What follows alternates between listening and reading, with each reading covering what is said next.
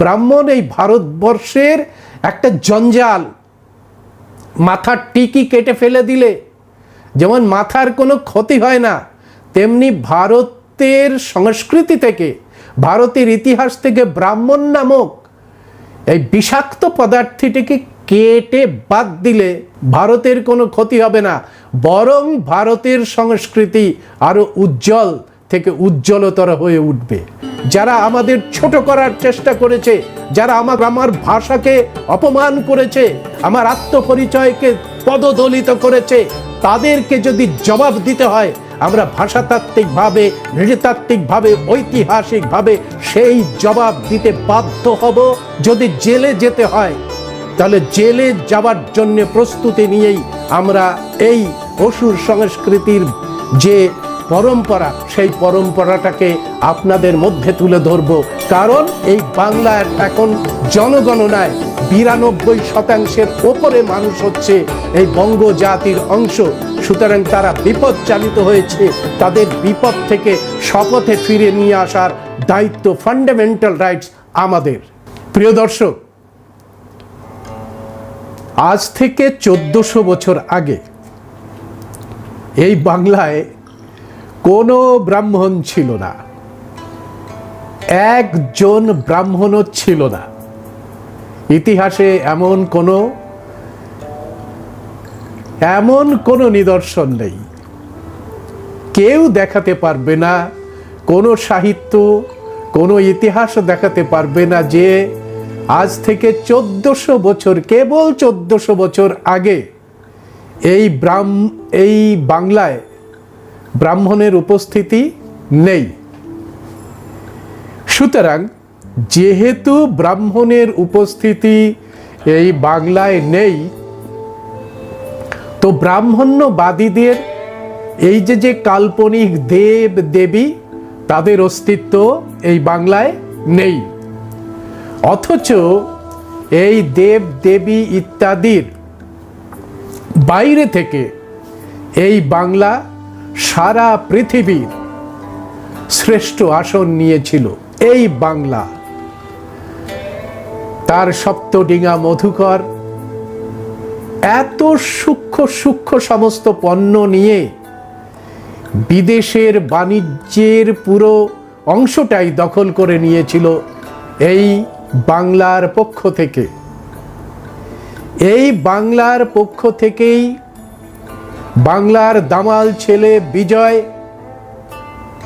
এই কার্তিক শুক্লা চতুর্দশীতে ধম্ম বিজয় করেছিলেন। সিংহলে ধম্মচক্র প্রবর্তন করেছিলেন বিজয় সিংহ এবং বাংলার বিজয় কেতন উড়িয়ে দিয়েছিলেন। এই যে সময়টা, এই সময়টা অত্যন্ত গুরুত্বপূর্ণ সময়। ব্রাহ্মণদের 33 কোটি দেবতার কোনো অস্তিত্ব আপনারা বাংলার আনাচে কানাচে ঘুরলেও খুঁজে পাবেন না।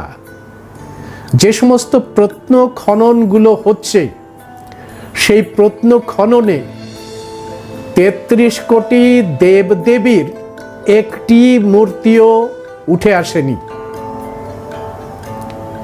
একটা মূর্তি পাওয়া যায়নি 33 কোটি দেবদেবীর। কেন? ঐতিহাসিক কারণে। আমরা একটু একটু করে আপনাদের সামনে তুলে ধরব ব্রাহ্মণ্যবাদীদের এই প্রহেলিকা। অথচ দেখুন, এই যে প্রত্নতত্ত্বগুলো উঠে এসেছে, তার মধ্যে কি আছে? তার মধ্যে আছে মঞ্জুশ্রী। মঞ্জুশ্রী এমন একটা মূর্তি, যে মূর্তিকে বাংলার যে শস্য শ্যামল যে চেহারা, বাংলার যে অর্থনৈতিক ভাণ্ডার, সেই ভাণ্ডারের প্রতীক হিসাবে এই মঞ্জুশ্রীকে দেখানো হয়। তো মঞ্জুশ্রীর মানে অজস্র মূর্তি পাওয়া যাচ্ছে প্রত্নস্থল থেকে।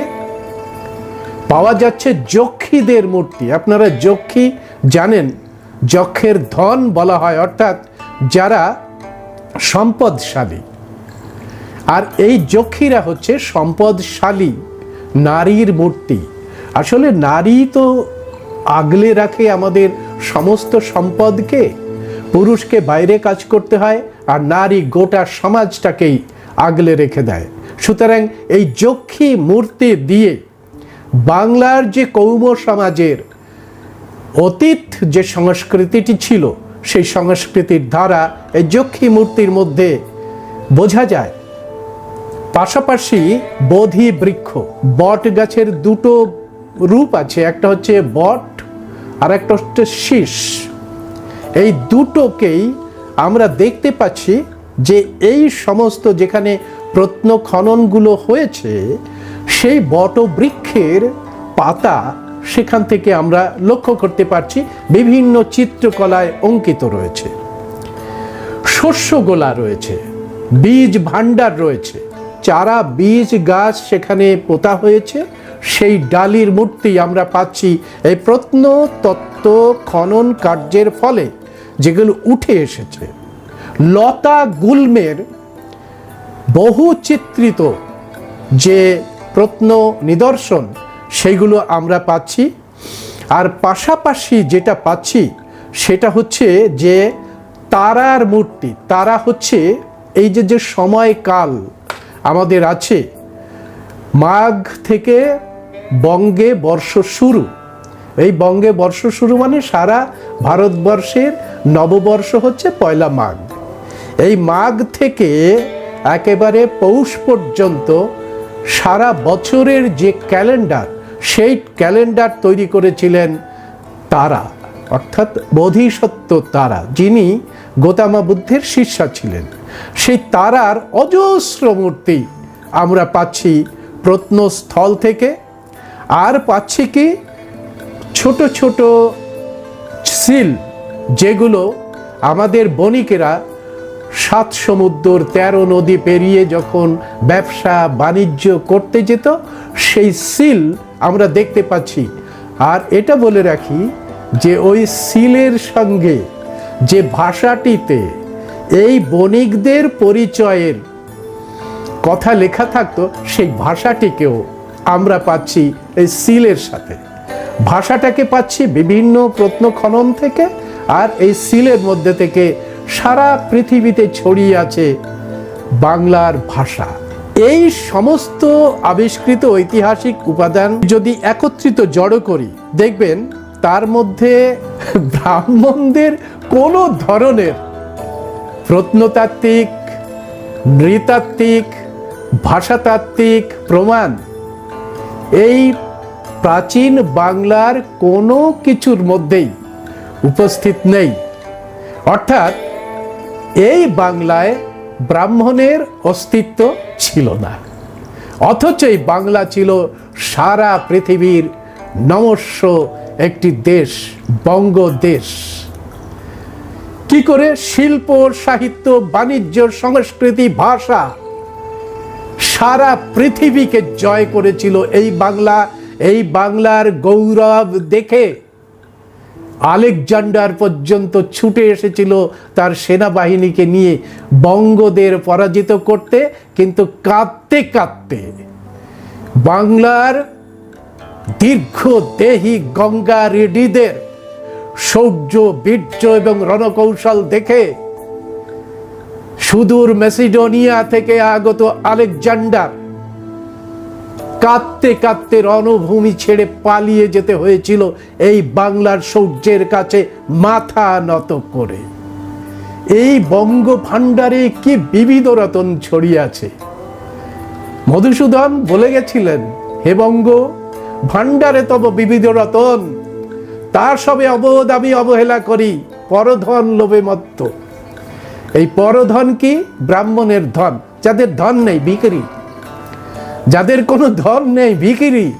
এক যে ছিল ভিখিরি ব্রাহ্মণ, সে ভিখিরি ব্রাহ্মণদের কিচ্ছু নেই, দেওয়ার কিচ্ছু নেই, ঝোলাতে কিছু নেই, তার কিছু নেই, সমস্তটাই বিষ। এগুলো বলেছে ব্রাহ্মণদের মধ্যে যারা প্রগতিশীল, তারা চিন্তা ভাবনা করে বলেছে ব্রাহ্মণ এই ভারতবর্ষের একটা জঞ্জাল, মাথার টিকি কেটে ফেলে দিলে যেমন মাথার কোনো ক্ষতি হয় না, তেমনি ভারতের সংস্কৃতি থেকে, ভারতের ইতিহাস থেকে ব্রাহ্মণ নামক এই বিষাক্ত পদার্থটিকে কেটে বাদ দিলে এই মাথার কোনো ক্ষতি হবে না, ভারতের কোনো ক্ষতি হবে না, বরং ভারতের সংস্কৃতি আরো উজ্জ্বল থেকে উজ্জ্বলতর হয়ে উঠবে। সুতরাং এই বাংলাতেও ব্রাহ্মণ ছিল না। কোন পর্যন্ত ছিল না? অনেকে বলার চেষ্টা করছে এই বঙ্কিমচন্দ্ররা আদিসুরের একটা গল্প ফেদে। আদিসুর ফাদিসুর কোনো রাজা কোনো কালে এই বাংলায় ছিল না। এরা কি করছে, ব্রাহ্মণের কালটাকে একটু আগে, অর্থাৎ পরিষ্কার অর্থে সেন আমলের আগে আদিসুরের একটা গল্প ফাঁদিয়ে এইটাকে সপ্তম অষ্টম শতকে নিয়ে যেতে চাইছে কারা? বঙ্কিমচন্দ্ররা। সেটা ধোপে টেকেনি, পরবর্তীকালের ঐতিহাসিকরা এই যে তত্ত্বটাকে ছুঁড়ে ফেলে দিয়েছে, ডাস্টবিনে ফেলে দিয়েছে। কারণ কোনো প্রমাণ নেই, কোনো প্রমাণ নেই। প্রমাণ যেটুকুন আছে সেটা সেন বংশের। আর সেন বংশে কোনো ব্রাহ্মণকে, মানে কুলীনকে, কোনো ইউরেশিয়ানকে ব্রাহ্মণত্ব দেওয়া হয়েছিল? আপনারা একটুখানি ভেবে বলুন তো দেখি। এই বাংলায় ব্রাহ্মণ ছিল না, চতুর্বর্ণ ছিল না। বল্লাল সেন, তাদের বলা হয় একটা হাইব্রিড জাতি। দক্ষিণ দেশের ব্রাহ্মণ, তারা এখানে এসে এই বল্লাল সেন নামক যে রাজা, সেই রাজত্ব শুরু করেছিল। এবং সেই সময় বল্লাল সেন তার শেষ দিকে একটা কৌলিন্য প্রথা করে। আর এই কৌলিন্য প্রথাতে 100টিরও উপর যে ব্রাহ্মণদের কৌলিন্য দেওয়া হয়, তারা কেউ কান্যকৌজ্য থেকে আসেনি, কেউ কোথা থেকে আসেনি, মিথিলা ফিথিলা থেকে আসেনি। এই বাংলার যারা শূদ্র, এখন ওবিসি এবং কায়স্থ বদ্যি, এই বাংলার কিছু শূদ্রকে কৌলিন্য দিয়ে তাদের গলায় পৈতে জড়িয়ে দেওয়া হয়েছিল। এরাই হচ্ছে বাংলার ব্রাহ্মণ। অর্থাৎ জেনেটিকভাবে এবং সাংস্কৃতিকভাবে এই বাংলার যে ব্রাহ্মণেরা এবং নারীরা কেউ ব্রাহ্মণ নয়, ইউরেশিয়ান নয়। ব্রাহ্মণ বলাটা ঠিক নয়, ইউরেশিয়ান স্টকের মানুষ নয়। এরা প্রকৃতপক্ষে এই বাংলারই একটা অংশ। তাদের কৌলিন্য দিয়ে মহান করে বিভিন্ন জায়গায় তাদের পাঠিয়ে দেওয়া হয়। আর আপনারা ভালো করেই জানেন যে যদি হাতি ধরতে হয়, তাহলে বুনো হাতিকে শিখিয়ে কুনকি হাতি বানাতে হয়, আর কুনকি হাতি বানিয়ে ওই জঙ্গলের হাতিকে ধরে নিয়ে এসে এই খোঁয়াড়ের মধ্যে পুড়তে হয়। খোঁয়াড় মানে চতুর্বর্ণের খোঁয়াড়, এই চতুর্বর্ণের খোঁয়াড়ে পুড়তে হয়। এই কাণ্ডটি শুরু হয় একেবারে প্রকৃতপক্ষে সেন আমলে, তার আগে নয়।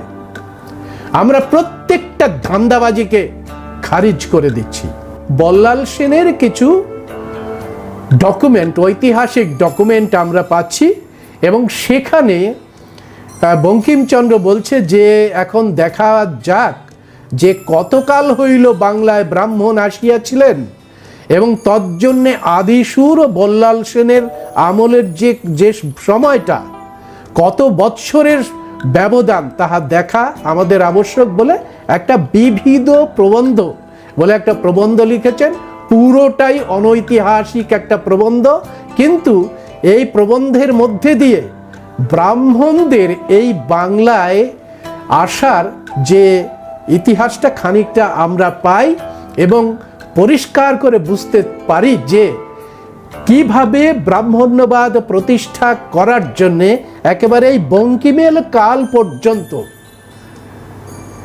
তারা খুঁজে বেড়াচ্ছিল কোন সূত্র ধরে বাংলায় শেকড়টা গাড়তে পারবো। বন্ধুরা, এতক্ষণ আপনারা বুঝতে পারলেন যে বাংলায় ব্রাহ্মণ ছিল না, ফলে ব্রাহ্মণদের এই যে দেব দেবী, বিশেষ করে দুর্গার কোনো অস্তিত্ব ছিল না। সুতরাং দুর্গার অস্তিত্ব একেবারেই ছিল না, আমরা পরিষ্কার করে দেব এর পরের আলোচনাগুলোতে। তাহলেই বাংলায় কারা ছিল? ব্রাহ্মণ তো ছিল না। ক্ষত্রিয় বঙ্কিমচন্দ্র বিবিধ প্রবন্ধে বলেছে যে ক্ষত্রিয়রা এই বাংলায় আসেনি, বৈশ্যরাও এই বাংলায় আসেনি। তাহলে এই বাংলায় কারা ছিল? কাদের জোরে এই বাংলা শৌর্য বীর্যের একেবারে শিখরে পৌঁছে গেছিল? কারা তারা? কে সেই বঙ্গজাতি? কে সেই বাঙালি? এটা আমাদের ভালো করে আজকে বুঝে নিতে হবে। আমরা টানা প্রতিদিন রাত 8টায় এই অসুর সংস্কৃতি নিয়ে একটা একটা ধাপে আমরা সমস্ত বিষয়গুলোকে উন্মোচিত করব।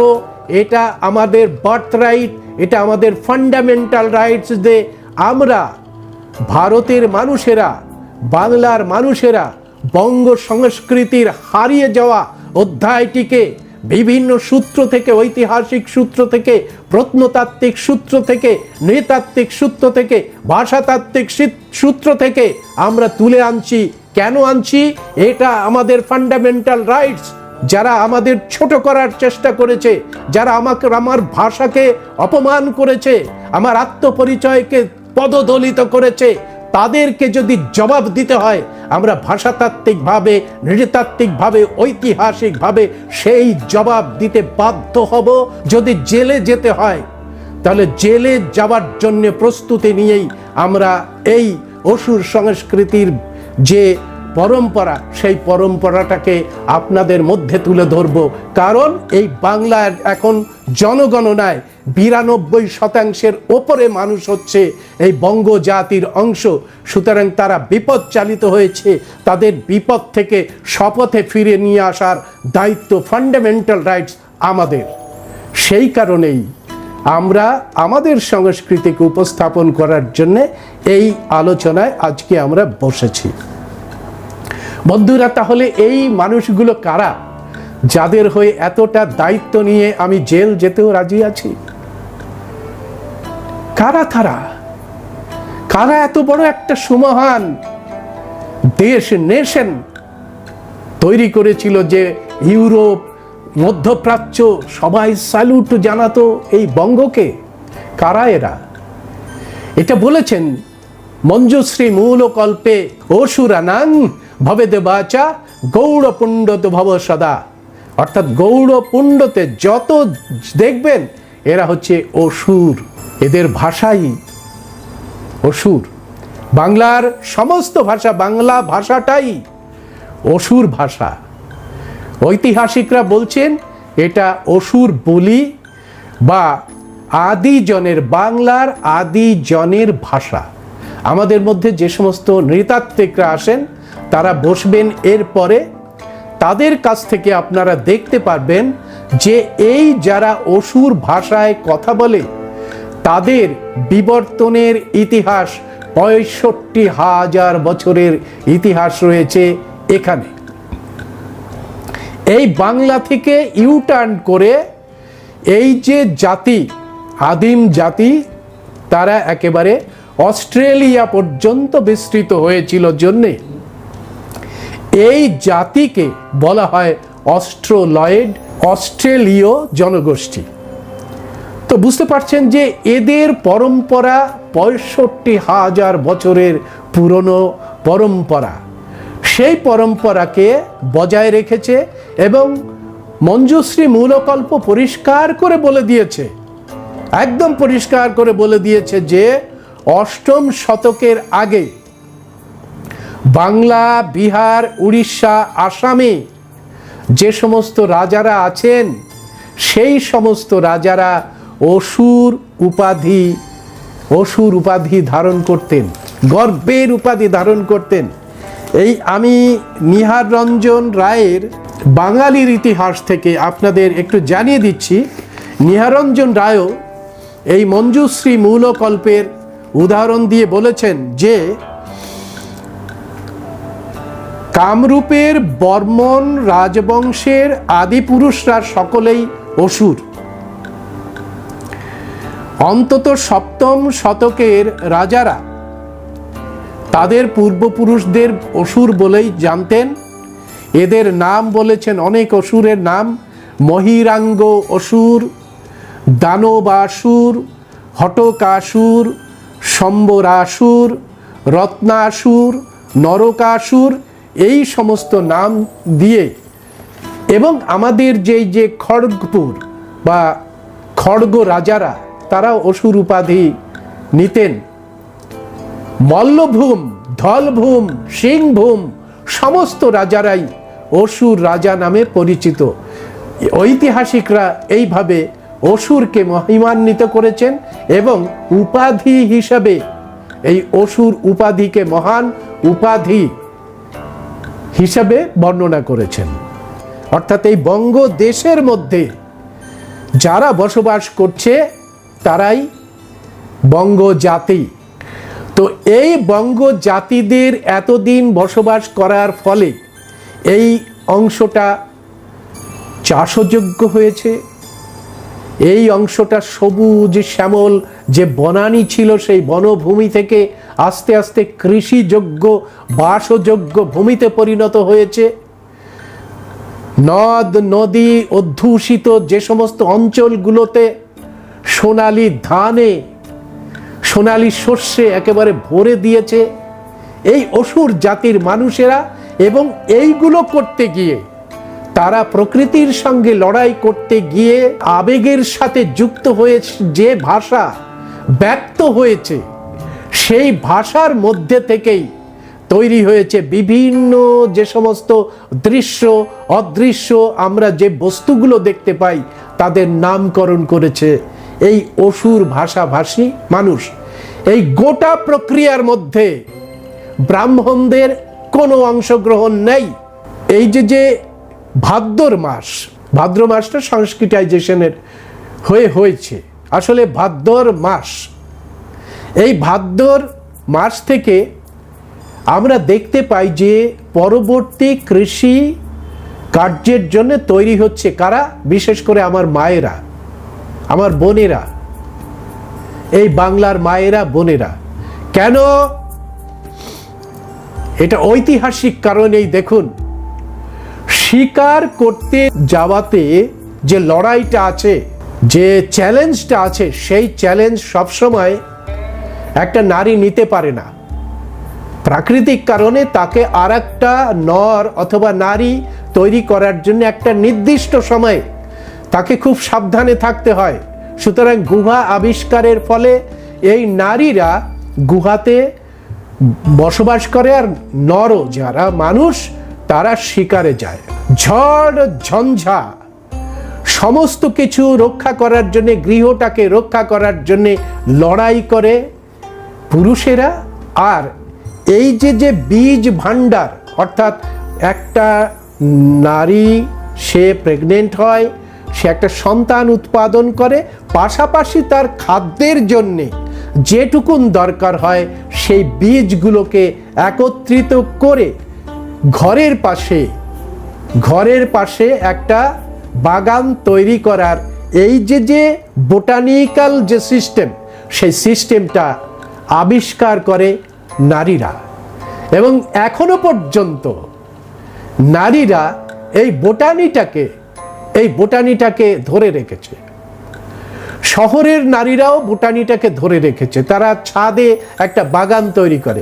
পুরুষ সেখানে আজকাল একটু হাত লাগাচ্ছে, কিন্তু অধিকাংশ ক্ষেত্রেই নারীরা এই বোটানিটাকে ধরে রেখেছে, বীজ ভাণ্ডারটাকে ধরে রেখেছে এই নারীরা। ভাদ্র মাসের পরে এই ঝড়ঝঞ্ঝা খানিকটা থেমে যায়, তখন মিলনের একটা আকাঙ্ক্ষা তৈরি হয়। মিলনের আকাঙ্ক্ষা কেন? আমার মেয়েটা কেমন আছে, মেয়েটা ভাবে আমার বাবা মা কেমন আছে, সন্তান যদি দূরে যায় সন্তানের কথা চিন্তা হয়, একটা পরম্পরা তৈরি হয় বাড়ি ফিরে আসার। কেন? ঝড়ঝঞ্ঝা থেমে গেছে, নৌবহরে আসতে পারে, হেঁটে আসতে পারে, বাড়িতে আসার একটা ইচ্ছা তৈরি হয়। আর এই ইচ্ছাটাকে প্রবলভাবে আবেগের সঙ্গে যুক্ত করে দেয় কে? এই ফসলগুলি। এই যে ধানটা রোপণ করা হয়, সেই ধানটায় আসে থোড় আপনারা জানেন গর্ভবতী হয় ধানটা গর্ভবতী হয়। এই সময় ধানের খুব যত্ন করতে হয়। এই সময় যদি ধানের যত্ন না নেওয়া হয় তাহলে ওই গর্ভবতী ধান ফসল কমে যায়। এই সময় রোগ পোকার যে সংক্রমণ, সেই সংক্রমণ আটকাতে হয়। প্রাকৃতিকভাবে যে পাতাগুলো জলের মধ্যে পড়লে পরে একটা ঔষধি প্রক্রিয়া তৈরি করে, পেস্টিসাইড তৈরি করে, সেই পাতাগুলির খোঁজ খবর নিয়েছে আমাদের পূর্বপুরুষেরা। সেই পাতাগুলি এনে ওই জলের মধ্যে মিশিয়ে দিয়েছে এবং রোগ পোকার হাত থেকে এই পেস্টিসাইড কাজ করেছে, ন্যাচারাল পেস্টিসাইড কাজ করেছে। তো এই যে সমস্ত উৎসবের মধ্যে আমরা প্রথমেই যে উৎসব দেখতে পাই সেই উৎসবটার নাম করম বা কাড়াম। অর্থাৎ এই করম এবং কাড়াম বলে আদিবাসীরা, বিশেষ করে সাঁওতাল আদিবাসীরা। বন্ধুরা, আমাকে কেউ অন্যভাবে নেবেন না, আমি করম এবং কাড়ামকে আলাদাভাবে দেখছি না। একেবারেই একটি উৎসব, কৃষি উৎসব। এই কৃষি উৎসবের বিভিন্ন জায়গায় বিভিন্ন নাম আছে, সেই জন্যে সাঁওতাল আদিবাসীরা এটাকে ধরে রেখেছে কাড়াম হিসাবে, তাদের ভাষায় এইভাবেই উচ্চারিত হয়। আর আমাদের কুর্মি আদিবাসীরা তারা এইটাকে বর্ণনা করে করম হিসাবে। তো এটা একটি কৃষি উৎসব এবং সেই কৃষি উৎসব অনন্য একটি কৃষি উৎসব। মানে এই যে কৃষি কাজ করতে গেলে কতটা আপনাকে ধ্যান দিতে হবে, কতটা প্রস্তুতি নিতে হবে, কতটা শুদ্ধাচারে ওই বীজগুলোকে অঙ্কুরিত করতে হবে, তার প্র্যাকটিস হচ্ছে এই করম। এই মানে করমের সঙ্গে কাড়ামের সঙ্গে আমরা দেখতে পাই যে চণ্ডালদের কুলয় পুজো নামে একটি পুজো আছে। সেই পুজোতেও বীজগুলোকে রাখা হয় একটা কুলোর ওপরে, আর করম এবং কাড়ামে একটা ডালা রাখা হয়। কুলোটাও একটা ডালা আর ওখানেও একটা ডালা রাখা হয়, কিন্তু সব মিলিয়ে যদি আপনারা দেখেন তাহলে দেখবেন একই মানে ভাবে শুদ্ধাচারে নারীরা, মনে রাখবেন, নারীরা বোটানিটাকে ধরে রাখার জন্যে এই উৎসব করছে। অর্থাৎ চণ্ডালদের যে কুলয় পুজো, সাঁওতালদের কাড়াম আর কুর্মীদের করম এক ফ্রেমে যদি নিয়ে আসেন তাহলে দেখবেন যে আগামী মরশুমে কোন কোন ফসলগুলো, কোন কোন শাকগুলো, কোন কোন ডালের বীজগুলো, কোন কোন তৈল বীজগুলো, লাউ, কুমড়ো ইত্যাদি যে সমস্ত শাক আছে, সেই শাকগুলোকে কিভাবে লাগাতে হবে তার বীজ অঙ্কুরিত করে সেটাকে শুদ্ধাচারে একটা পুজোর মধ্যে দিয়ে পরিবেশন করা এবং নারী সমাজের একত্রিত হয়ে মিলনের একটা উৎসব হচ্ছে এই পরবগুলো। এগুলোই হচ্ছে নবপত্র উৎসব। মনে রাখবেন, এই নবপত্র উৎসব কেন বললাম, কারণ বীজটাকে অঙ্কুরিত করে এই উৎসব হয়। সুতরাং করম, কাড়াম, দক্ষিণ ভারতের ওনাম এবং আমাদের চণ্ডালদের আড়ং সবই হচ্ছে এক উৎসবের অঙ্গ। এটা প্রত্যেকটাই কৃষি উৎসবের অঙ্গ। এখানে দেখবেন নৌকা বাইচ হয়, ঘোড় দৌড় হয়, আর বিভিন্ন ধরনের ক্রীড়াতে মেতে ওঠে মানুষেরা। আর মানে পুরো বিষয়টাকে একটা ফেস্টিভ মুভমেন্ট দেওয়ার জন্যে তৈরি হয় বিভিন্ন মেলা। এই বিভিন্ন মেলার মধ্যে মিলনের একটা উৎসব তৈরি হয় সারা বঙ্গ জুড়ে। ব্রাহ্মণ, মনে রাখবেন, ব্রাহ্মণ আসার আগে এইভাবেই গোটা বঙ্গদেশে, গোটা ভারতে এই মেলার মধ্যে দিয়েই মানুষ প্রকৃতপক্ষে নিজের আত্মীয় স্বজনদের সঙ্গে মিলন মেলায় মেতে উঠত। আর সব থেকে বড় জায়গাটাকে দেখি আমরা, সেটা হচ্ছে যে গোটা পৃথিবীকে একটা কুটুম্বের জায়গায় বেদ বাঁধার জন্যে গৌতম বুদ্ধ যে বলেছিলেন যে বসুধৈব কুটুম্বকম, সেইটাকে মূর্ত আকার দেওয়ার জন্যে সম্রাট অশোক এই ভাদ্র মাসের শুক্লা চতুর্দশীতে যে প্রতিজ্ঞা করেছিলেন যে আজ থেকে আমি, আমার পুত্র, আমার প্রপৌত্র, আমার বংশের কেউ আর যুদ্ধ দ্বারা রাজ্য বিজয় করবে না, ধর্মের দ্বারা মানুষের হৃদয় বিজয় করবে এবং সেটাই হবে প্রকৃত ধর্ম বিজয়। ফলে সম্রাট অশোকের এই যে প্রতিজ্ঞার পরেই সারা পৃথিবীতে তৈরি হয় ধর্ম বিজয় উৎসবের নামে একটি ধর্মযাত্রা। ধর্মযাত্রা, এই যাত্রা একেবারে রথ সাজিয়ে বিভিন্ন অঞ্চল দিয়ে ঘুরতে থাকে এবং এই রথে ফিরে আসার পরে মানুষ বাড়িতে এসে ছোট বড় সবাই সবাইকে যেখানে শ্রদ্ধা জানাতে হয় তারা শ্রদ্ধা জানায়, বন্ধুদের সঙ্গে কোলাকুলি করে, মিত্রদের সঙ্গে মেলামেশা করে এবং বিভিন্ন ধরনের খাদ্য তৈরি হয় ঘরে ঘরে, সেই খাদ্য গ্রহণ করে। প্রায় এক সপ্তাহ ধরে চলতে থাকে এই উৎসব, অর্থাৎ একটা বিশাল বড় উৎসবের মধ্যে দিয়ে ভারতের যে পরম্পরা কল্যাণকারী রাষ্ট্র ব্যবস্থাকে মানে সারা পৃথিবীতে ছড়িয়ে দেওয়ার জন্য চলে এই প্রস্তুতি। কিভাবে প্রচার করতে হবে এই চতুর্বর্ণাশ্রম বা ব্রাহ্মণ্যবাদের নীতিগুলো? তো ব্রাহ্মণ্যবাদীরা ফন্দি আঁটতে শুরু করে দিল। ফন্দিটা কি? এই যে উৎসবগুলোতে এখানকার মূল নিবাসীরা মেতে থাকে, এই উৎসবের দখল নিতে হবে, হাইজ্যাক করতে হবে এদের সংস্কৃতিকে, এদের ভাষাকে একেবারে নষ্ট করে দিতে হবে, এদেরকে এই ধরনের মেলা থেকে বঞ্চিত করে অন্য কিছু এই মেলার উপরেই চাপিয়ে দিতে হবে। এই যে ছোট ছোট পরবের কথা আমি বললাম, যে নবপত্র বিকশিত হচ্ছে অর্থাৎ বীজ থেকে অঙ্কুরিত হচ্ছে, এই অঙ্কুরোদ্গমনের উৎসবগুলোকে তারা একটা একটা করে হাইজ্যাক করছে। আমাদের পৌণ্ড সমাজের মধ্যে আছে রান্না পুজো, এরা অরন্ধন বলার চেষ্টা করছে, মানে রান্না শেষ করে সারা রাত রান্না শেষ করে পরের দিন আর কোনো রান্না টান্না হবে না, ওই রান্না করা সমস্ত খাদ্য খেতে হবে। সেই খাদ্য খাওয়ার জন্য একেবারে মানে ঢালা ও নিমন্ত্রণ থাকে, পাড়া গায়ের এক পাড়া থেকে শুরু করে একদম শেষ পাড়া পর্যন্ত খেতে যেতে হয়, না হলে কষ্ট পায় ওই পরিবার। এই রান্না পুজো হাইজ্যাক করে নিয়ে অরন্ধন বানিয়ে দেওয়া হয়েছে। তার মধ্যে ইদানিং কালে ব্রাহ্মণদের অং বং চং শুরু হয়ে গেছে। চণ্ডাল সমাজের মধ্যে আছে গাসি, সারা রাত ধরে শাক সবজি রান্না করা হয় এবং পরের দিন সেটাকে সবাইকে খেতে দেওয়া হয়। ও নামেও তাই, সেটাও চলে পান ভোজনের একটা উৎসব।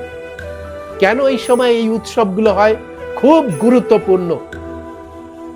বৌদ্ধ সংস্কৃতিতে যখন প্রবল বর্ষণ শুরু হয়, তখন যারা এই যে সামাজিক কাজকর্মগুলো করার জন্য যাদের নিয়োজিত করা হয়, সেই সমস্ত ভিক্ষু ভান্তেরা বর্ষাবাসে চলে যায়, অর্থাৎ নির্জনে চলে যায়। সেই নির্জন ক্রিয়া শেষ হয় একেবারে ভাদ্র মাসের শেষে, সেই নির্জন ক্রিয়া শেষ হয়। ফলে সেই নির্জন ক্রিয়ার শেষে নানা ধরনের, ধরুন শস্যগুলা আছে, সেই শস্যগুলা থেকে শস্যের বীজ বিতরণ করা হতো।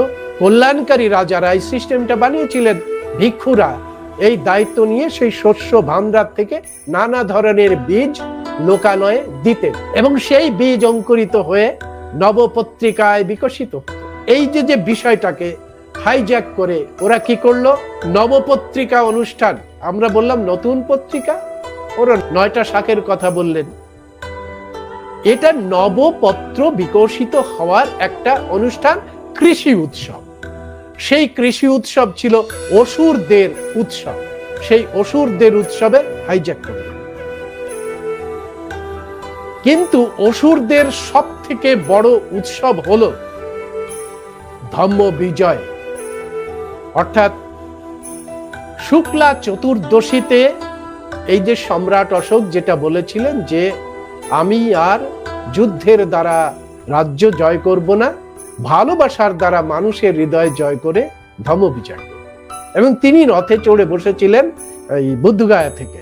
এই ৮৪,০০০ ধম্ম বিহার শুধু ভারতে হয়নি, সুদূর মেসোপটেমিয়া, ইজিপ্ট, চীন, ভিয়েতনাম, কম্বোডিয়া সমস্ত জায়গায় মিলে ৮৪,০০০ বিহার তৈরি হয়েছে।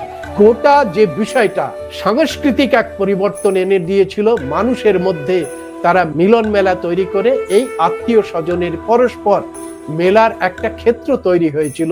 এর মধ্যে এইগুলোকে যদি ধ্বংস না করা যায়, এইগুলোকে যদি হাইজ্যাক না করা যায়, তাহলে ওই ভিখিরি ব্রাহ্মণের কোন সংস্কৃতি বাংলায় চালানো যাবে না। ওরা বুঝতে পারে, ওরা দেখে যে আমাদের এই সাংস্কৃতিক বিকাশের পথে সব থেকে বড় বাধা কি? সব থেকে বড় বাধা হচ্ছে বুদ্ধিজম। বুদ্ধিজম কি করে রেখেছে? বুদ্ধি, মানুষের বুদ্ধি বিবেকের কাছে যে শুদ্ধাচারী ভাব, সেই শুদ্ধাচারী ভাবটা দিয়ে রেখেছে বুদ্ধিজম। তারা বলছে চুরি করো না, অপশব্দ বলো না। তারা বলছে যে নারী মাত্রেই তাকে মা হিসাবে দেখো, কন্যা হিসাবে দেখো, ভগ্নী হিসাবে দেখো।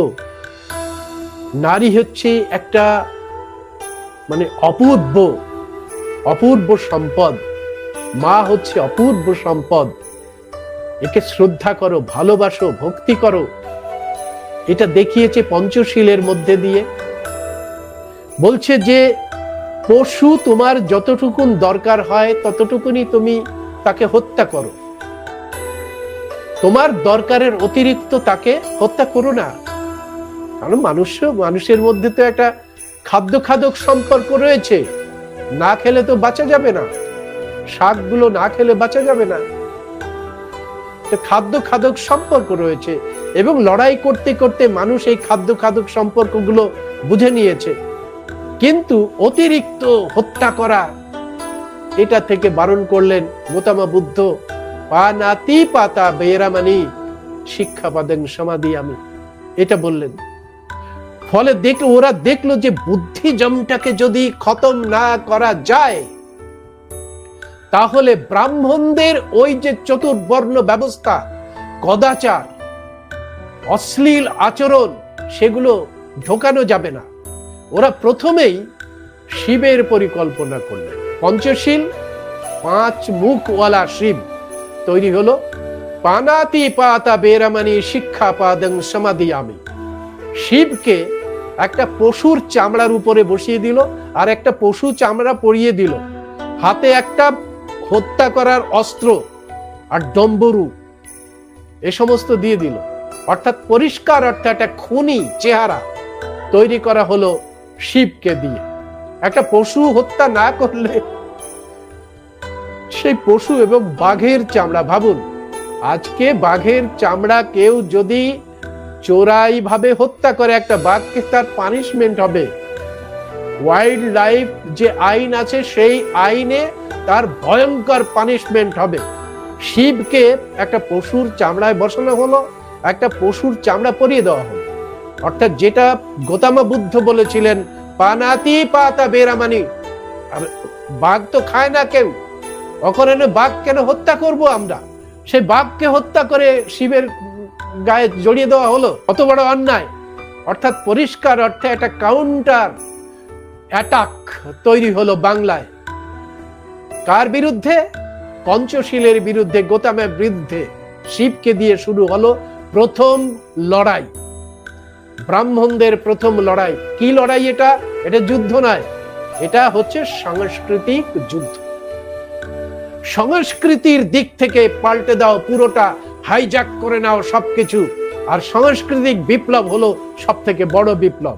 তারপরে হচ্ছে আদিন্না দানা বেরামানি শিক্ষা পাদং সমাধি আমি। কেউ যদি তোমাকে কিছু না দিতে চায় সেই জিনিসটা তুমি নিও না, তাকে চুরি বলে। শিবকে চোর বানানো হলো, অর্থাৎ চুরি করাটাও হলো ধর্ম। দেখুন কিভাবে ধ্বংস করার কাজ শুরু হলো, শিবকে বানানো হলো চোর। মুসাবাদা বেরামানি শিক্ষাপাদং সমাদিয়ামি, মিথ্যে কথা বলবো না, এই শিক্ষা গ্রহণ করলাম। শিব 5 মুখে প্রত্যেকবার মিথ্যে কথা বলে, মিথ্যের ভরি ভরি মিথ্যে কথা বলবে। শিব পুরাণে দেখুন কিভাবে মিথ্যে মিথ্যে কথা বলছে শিব। দেবী পুরাণে দেখুন কিভাবে মিথ্যে কথা বলছে শিব। আমি একটা একটা যা যা বলছি প্রত্যেকটা প্রতিষ্ঠিত করব। মুসাবাদা বেরামানি শিক্ষাপাদং সমাদিয়ামি। তারপরে বললেন সুরা মেরো মজ্জপমদট্টানা বেরামানি শিক্ষাপাদং সমাদিয়ামি। সুরা যে সমস্ত নেশাদ্রব্য সেগুলো খাবো না। শিবকে গাঁজাখোর বানিয়ে, শিবকে গাঁজাখোর, চুল্লুখোর, ভাঙখোর, ধুতরাখোর বানিয়ে তাকে নেশাগ্রস্ত করে গাঁজার কলকি হাতে ধরিয়ে মানুষের মধ্যে প্রচার করে দেওয়া হলো, মানুষের হাতে গাঁজার কলকি ধরিয়ে দেওয়া হলো। এইভাবে গোটা যে বুদ্ধের যে কল্যাণকারী রাষ্ট্র ভাবনার উপরে অশ্লীল, উচ্ছৃঙ্খল, গাঁজাখড়ি, পলিগামি এই যে আচরণ, সেটা বাংলার মধ্যে ঢুকিয়ে বাংলার নরনারীকে উচ্ছৃঙ্খল করে দেওয়া হলো প্রথম দিকে। আর উচ্ছৃঙ্খলতা আজকে কোথায় গিয়ে দাঁড়িয়েছে? ডিজে বাজিয়ে ধেই ধাড়াক্কা নাচ শুরু হয়েছে। তো এই অবস্থায় দাঁড় করানোর জন্য তৈরি হয়েছে এই সমস্ত দেবদেবী। কাদের উপরে? বাংলার সংস্কৃতিটাকে, বাংলার যে বহুজন সংস্কৃতি, সেই সংস্কৃতিকে ধ্বংস করে দেওয়ার জন্যই প্রথমে আনা হয়েছে শিবকে। শিবকে এনে বাংলাকে দুর্মুষ করে দিয়ে আনা হলো দুর্গাকে। বাল্য বিবাহ, অর্থাৎ নারীদের যে সময় মাতৃত্ব হওয়ার মতো অবস্থা নেই, সেই সময় নারীদের উপরে যৌনাচার করার জন্য বাল্য বিবাহ। যে সময় নারীটা তৈরি হয় সেই সময় বিবাহের কি প্রয়োজন? তার তো পিতৃস্নেহ, মাতৃস্নেহ, ভাতৃস্নেহ পাওয়ার কথা। সেই সময় বিবাহ মানে হচ্ছে তার উপরে একটা যৌনাচারী ব্যবস্থা। সেই ব্যবস্থা তৈরি করলো কে? ব্রাহ্মণ। নবম বছরে, সপ্তম বছরে কন্যাদান, গৌরী দান বললেন এটাকে। কে করলো? ব্রাহ্মণ। একাধিক নারীকে, একটা পুরুষ, এই বল্লাল সেনের পরে একটা ব্রাহ্মণ একেবারে বুড়ো বয়সে চিতে যাওয়ার আগে পর্যন্ত কৌলিন্য রক্ষা করার জন্য মেয়েদের বিয়ে করে দিচ্ছে। অন্তর্জলি যাত্রাতে সঙ্গে যাচ্ছে মেয়েটি। এগুলো কে করেছে? নারীর উপরে এত বড় অত্যাচার ব্রাহ্মণ করেছে। ফলে এত দিন ধরে এই অত্যাচার করার পরে দেখেছে যে এখানে মানুষ তো এটা নেবে না, সাধারণ মানুষ। তখন তারা কি করলো? দুর্গার পরিকল্পনা করে তাকে শাকাম্ভরী নাম দিয়ে বাংলায় ঢোকানো হলো। কখন ঢোকানো হলো? এই শরৎকালে। এবং যেদিন আমাদের বাংলার বিজয় সিংহ সিংহল বিজয় করেছিল, যেদিন গৌতম বুদ্ধ মহাপরিনিব্বাণ লাভ করার জন্য প্রস্তুতি নিচ্ছিল, সম্রাট অশোক যেদিন ৮৪,০০০ দেশনা তৈরি করে সারা পৃথিবীতে ধম্ম বিজয় ঘোষণা করেছিলেন, ঠিক সেই দিনে শুক্লা চতুর্দশীতে এই যুদ্ধের দেবী, যৌনতার দেবী, শস্যের দেবী দুর্গাকে তারা চাপিয়ে দিল। কোথায় চাপিয়ে দিল? আড়ং এর উপরে চাপিয়ে দিল।